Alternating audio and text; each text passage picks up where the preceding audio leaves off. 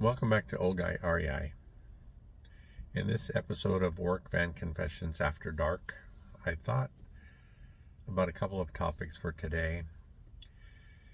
The first being, is AI going to replace me? Recently that thought popped into my head because throughout the years, sometimes you'll have a friend or an acquaintance reach out to you with a question because maybe they think you have experience in whatever topic they're thinking of. But I've been finding more and more recently that people aren't reaching out to ask me things. They're going straight to AI. And, you hear things like, oh, it's okay, I'll just go ask the Google, or I'll ask ChatGPT. So little by little, I'm being replaced by AI. Some crazy people are even naming their AI friend. Okay, my ChatGPT is named Jezebel, so there's that. But I've even been finding that I'm using it more and more over the last several weeks. I think a lot of people are kind of saying that, well, obviously it's the wave of the future, right? At least for now. And if you don't learn how to use it, you could be left behind.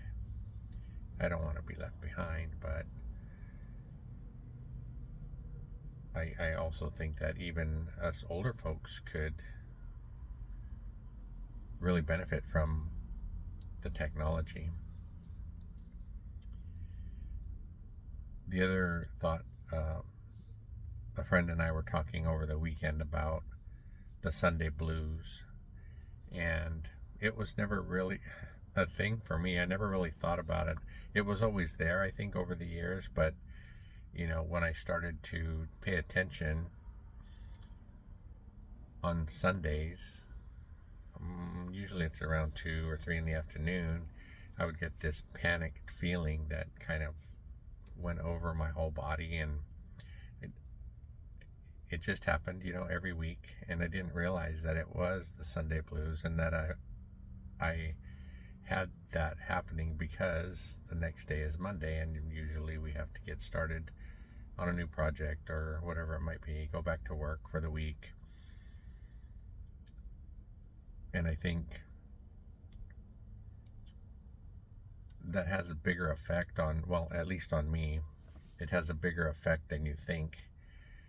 And, being on this real estate journey, trying to build a portfolio large enough so that we can retire comfortably, you can look forward to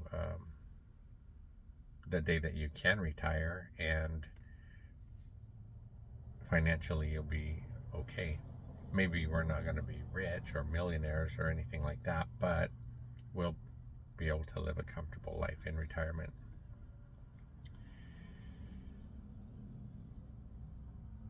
One last thought. Over the recent weeks, people have been talking about being a dreamer, and I talked about it on a previous video, but being a dreamer isn't a bad thing. I think we all need to have dreams. We all need to dream about what our life will be like when you reach your goal, whatever that might be, if it's financial freedom or, owning a business for several years, or seeing your kids grow up and have grandkids, things like that. So you dream about the days that are to come. I think where it gets a negative connotation is when people are dreaming about things but not doing anything to reach those goals. And that leads into how we're prepared to move forward in our lives. The tools that maybe our parents give us to be able to accomplish things, set goals, and accomplish those goals or reach those goals. And there was also a conversation the other day about how we should teach our kids about life while they're at home and not be afraid to let them make mistakes while they are at home, while they're under your care, while they have you to guide them and protect them if anything major goes on. But I think that that's something that's been lacking over the last several years, and kids are just going out into the world without being prepared. Even things as simple as common courtesy, right? Respect and being polite and those kinds of things.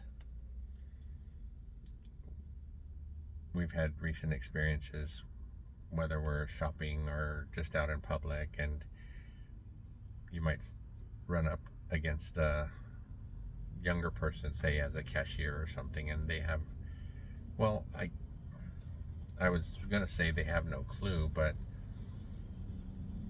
maybe our expectations are obviously different because we're older and we grew up in a different time, where, I don't know, a young man would open the car door for his girlfriend or his wife or things like that, watching out for her. These days it seems like they're all, just for themselves, and women, young women too, they don't really expect that of men these days. So I think that, I don't know if you'd call it chivalry, but I think that's fading along with a lot of other common courtesies. So lots to think about this week.